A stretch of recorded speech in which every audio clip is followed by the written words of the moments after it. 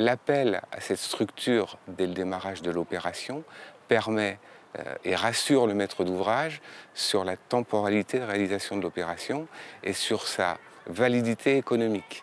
C'est un vrai intérêt aussi sur la mise en forme précise, technique, initiale en conception, notamment avec ce qui se développe beaucoup aujourd'hui qui est le BIM, la maquette numérique, de voir tous ces sujets-là en amont très tôt pour qu'on n'ait pas de surprise en chantier et qu'encore une fois on garantisse parfaitement la qualité de l'ouvrage et sa performance. Et on peut imaginer que le temps pris en amont de l'opération et en étude est un gain en fait sur la future réalisation.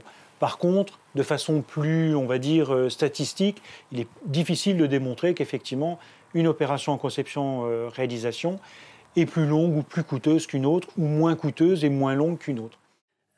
C'est clair qu'un marché de conception-réalisation nous permet de regrouper deux procédures de consultation qu'on a usuellement dans une opération classique, la procédure de consultation de l'architecte et la procédure de consultation des entreprises pour réaliser l'opération. Donc c'est clair qu'à mon avis, déjà d'entrée, on gagne 6 mois. Alors la conception-réalisation, elle nous permet effectivement de gagner énormément de temps en amont du projet, dans le dialogue avec les concepteurs et réalisateurs, entre le maître d'œuvre et les entreprises réalisatrices. Et effectivement, nous avons la possibilité de livrer très rapidement des logements. L'opération qui est juste derrière nous a été réalisée en 5 mois.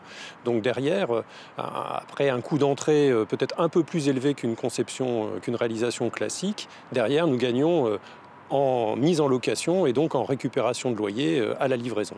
Dès qu'on est lauréat d'un concours, on va généralement assez vite au permis, puisque ça veut dire que le concours est assez détaillé. Et puis une fois que le permis est engagé, on s'engage tout de suite aussi sur la phase plus détaillée du projet, ce qui fait qu'à l'obtention du permis, on peut quasiment, en général, commencer les travaux. On connaît déjà les points techniques qui ont été réglés. Il y en a un certain nombre qui sont réglés en amont, et donc le projet, pour moi, évolue peut-être assez facilement ou plus facilement. C'est assez long à mettre en route, je dirais. Par contre, une fois que la machine est lancée, la machine est lancée. Donc on est dans le délai initial prévu. Je crois que ça a trait aussi au mode constructif. Et en fonction du mode constructif que l'on peut choisir, et d'ailleurs qui peut correspondre à l'intérêt de la conception-réalisation lorsqu'on est sur des modes constructifs un peu originaux, là on peut considérer que les délais de réalisation sont globalement respectés et souvent de bonne tenue par rapport à nos opérations traditionnelles. Sur la durée de l'opération, c'est sécurisant. C'est des délais et des coûts qu'on maîtrise beaucoup mieux que dans une opération menée classiquement. Gagner en coût de construction, pour nous, c'est limiter la part de fonds propres investis sur nos opérations. Si on la limite, on peut sûrement faire plus de logements par an.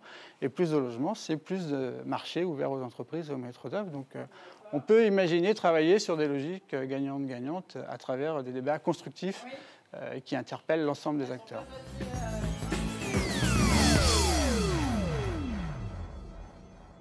C'est un vrai outil, parce que dès la conception, on sait comment on le fabrique tout de suite et on sait qu'on n'y reviendra pas. Encore une fois, en tout cas, c'est, à mon sens, un des atouts majeurs de la conception-réalisation. Je pense que la richesse de cette formule, c'est de promouvoir les savoir-faire des entreprises, qu'elles soient locales ou pas. Mais l'intérêt, c'est de faire en sorte que les deux entités savent travailler ensemble pour proposer les meilleures solutions. C'est tout l'écosystème qui a progressé, à commencer par le maître d'ouvrage.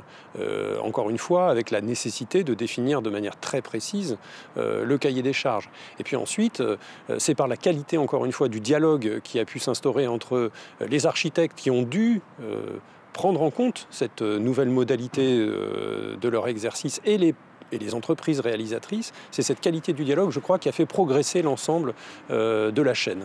Moi, je ne cacherai pas qu'au travers de nos travaux qu'on a fait en conception-réalisation avec des entreprises, on a appris des choses. On a appris des choses qui nous ont servi dans notre travail actuel et dans d'autres projets finalement qu'on développe. Je pense qu'il ne faut pas un bon tandem. Je pense que c'est une condition indispensable pour que un marché de conception-réalisation soit optimisé. Si ça n'a pas de valeur ajoutée, pourquoi utiliser cette procédure-là ?